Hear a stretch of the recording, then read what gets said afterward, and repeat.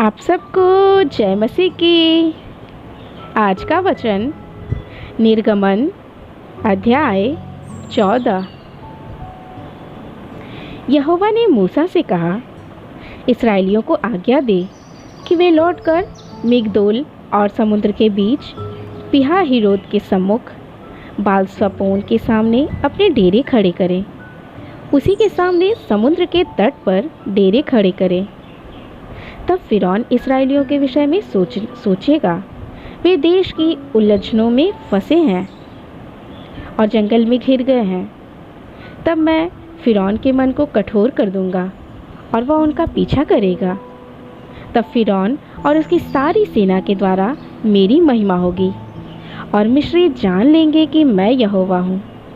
और उन्होंने वैसा ही किया। जब मिस्र के राजा को यह समाचार मिला कि वे लोग भाग गए, तब फिरौन और उसके कर्मचारियों का मन उनके विरुद्ध पलट गया और वे कहने लगे, हमने यह क्या किया कि इस्राएलियों को अपनी दास्ता से छुटकारा देकर जाने दिया। तब उसने अपना रथ जुतवाया और अपनी सेना को संग लिया। उसने 600 अच्छे से अच्छे रथ वरन मिस्र के सब रथ लिए और उन सबों पर सरदार बैठाए। और यहोवा ने मिस्र के राजा फिरौन के मन को कठोर कर दिया, इसलिए उसने इस्राएलियों का पीछा किया। परंतु इस्राएली बेखटके निकले चले जाते थे। पर फिरौन के सब घोड़ों और रथों और सवारों समेत मिस्री सेना उनका पीछा करके उनके पास, जो पिहाहिरोत के पास बाल-सपोन के सामने समुद्र के तट पर डेरे डाले पड़े थे, जा पहुँची। जब फिरौन निकट आया, तब इस्राएलियों ने आंखें उठाकर क्या देखा कि मिस्री हमारा पीछा किए चले आ रहे हैं और इस्राएली अत्यंत डर गए हैं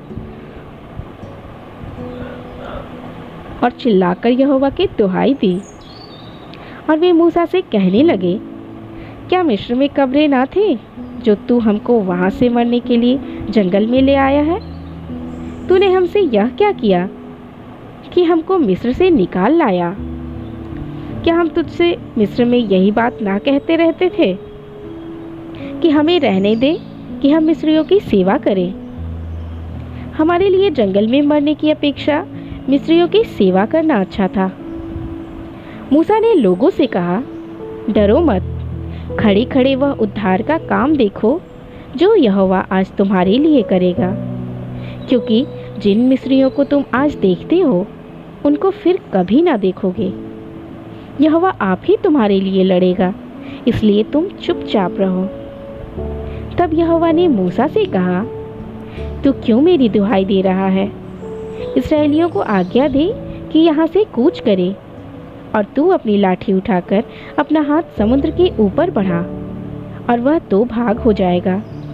तब इस्राएली समुद्र के बीच होकर स्थल ही स्थल पर चले जाएंगे। और सुन, मैं आप मिस्रियों के मन को कठोर करता हूँ और वे वहाँ से भी उनका पीछा करेंगे। तब फिरौन और उसकी सारी सेना और रथों और सवारों के विनाश द्वारा मेरी महिमा होगी। और जब फिरौन और उसके रथों और सवारों पर विजय द्वारा मेरी महिमा होगी, तब मिस्री जान लेंगे कि मैं यहोवा हूँ। तब परमेश्वर का दूत, जो इस्राएली सेना के आगे आगे चला करता था, जाकर उनके पीछे हो गया और बादल का खंभा उनके आगे से हटकर उनके पीछे जा ठहरा। इस प्रकार वह मिस्रियों की सेना और इस्राएलियों की सेना के बीच में आ गया। और बादल और अंधकार तो था, तो भी रात को उन्हें प्रकाश मिलता रहा और वे रात भर एक दूसरे के पास ना आए।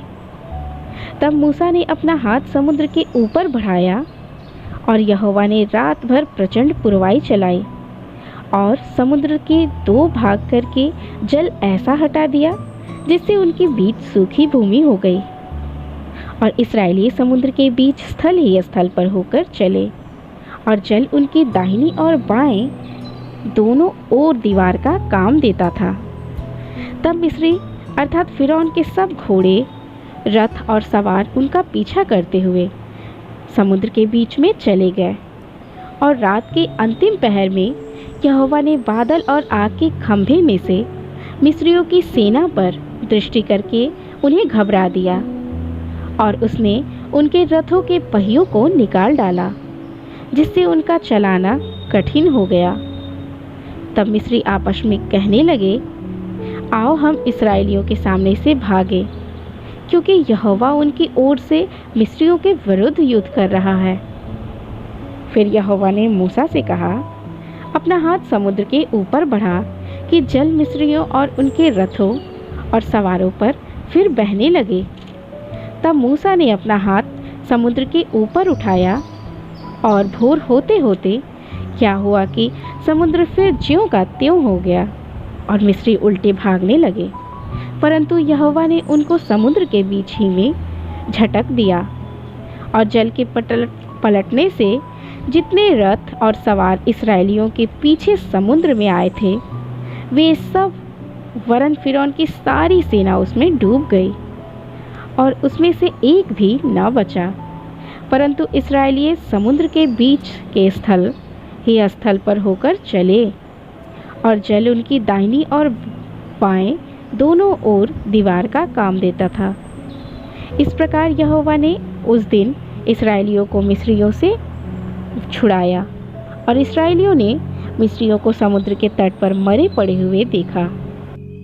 और यहोवा ने मिस्रियों पर जो अपना पराक्रम दिखलाया था, उसको देखकर इस्राएलियों ने यहोवा का भय माना और यहोवा पर और उसके दास मूसा पर भी विश्वास किया।